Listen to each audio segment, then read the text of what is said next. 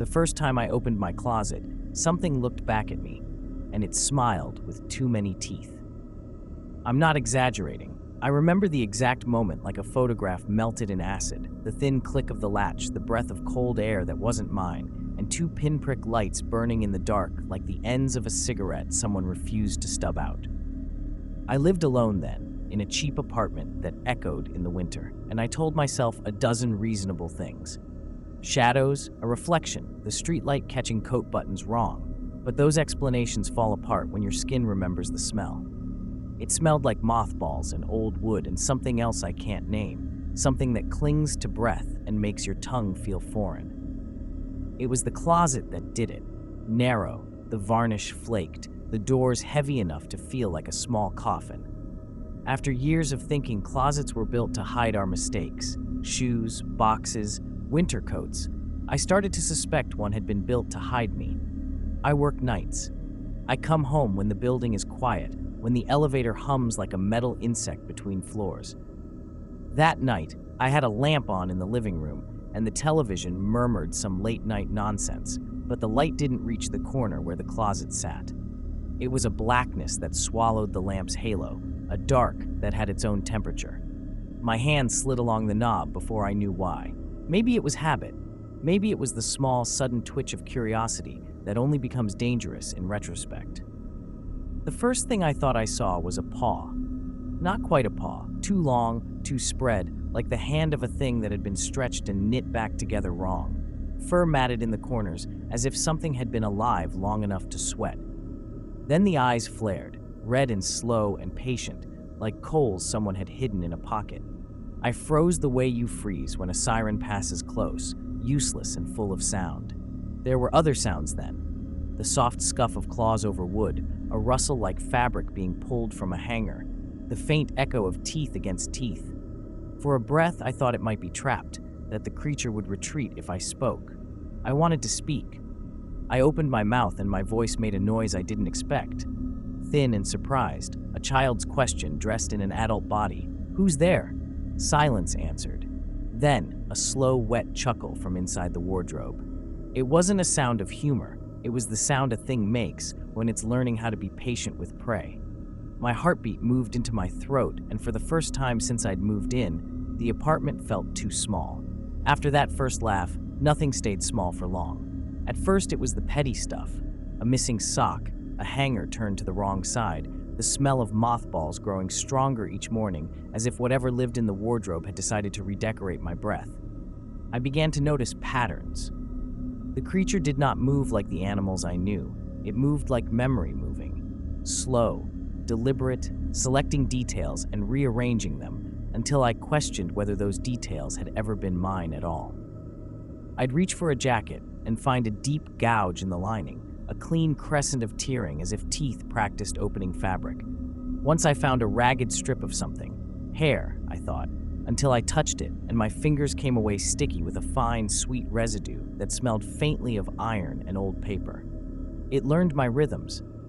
Night after night, it mimicked them. The scrape of keys on the counter, the slurred whispers of a late-night show, the soft curse I said when I stubbed my toe. But mimicry was only its first lesson. It began to copy my voice. At 3 in the morning, when the building's pipes sighed like sleeping beasts, I would wake to the cadence of my own laugh threaded through the dark, calling softly from the closet. "Come here," it would say. Not in sentences, but in the exact tone I used when coaxing a stray cat. Hearing myself beg from inside that wooden box turned my stomach into a fist. Sleep disappeared in thin increments.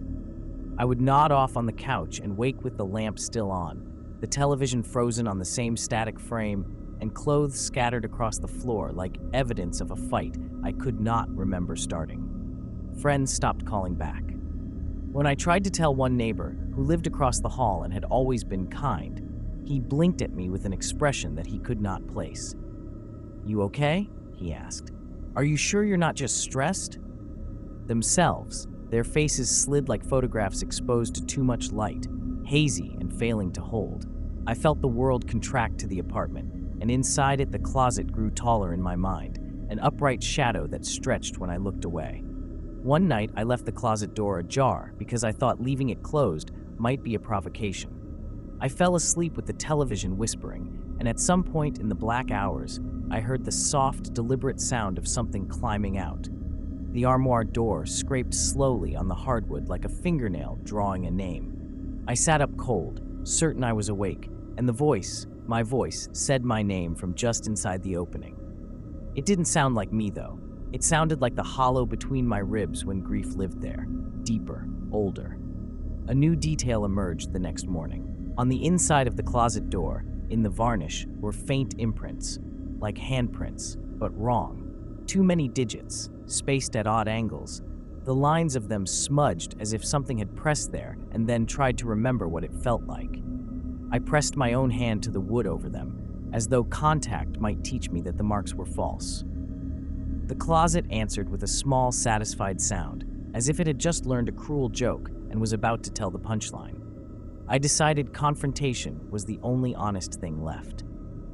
Honesty feels different when you're scared, sharper, like a blade you don't want but finally have to use. I set the little webcam on a shelf that faced the closet, left a voice recorder on the floor, and took the one thing that still felt like mine, an old t-shirt with my mother's perfume on the collar. I left the apartment light low, because light felt like a thin promise of safety, and I sat on the couch with my knees tucked up like a child waiting for a story to end. Time folded. The building made its usual small noises, the pipes, the distant thump of someone's laundry, but the closet began to speak in the pauses between them. At first it was pattern, soft taps, the rustle of fabric, a slow breath. Then the voice that had been copying me stepped out of its practice and into speech. It said my name as though it had been collecting the syllables for months, polishing them until they fit under its tongue. It said the things I say to myself, the petty apologies, the private jokes, the names of rooms I only used in memory. Hearing my own intimacy spoken back at me from inside that darkness felt like someone reading my diary aloud. I opened the door. It did not rush. It unfolded into the room, the way a shadow settles over a face. Gradual, inevitable. The thing was bigger close up, its fur bristling and slick with some moisture I could see in the lamp's halo. Its eyes were coals, but when they looked at me, there was a recognition I wasn't prepared for. Not hunger, exactly, but the slow study of something that had been learning the shape of my life. It had my laugh in its chest. When it exhaled, the air tasted like the times I'd pretended to be brave.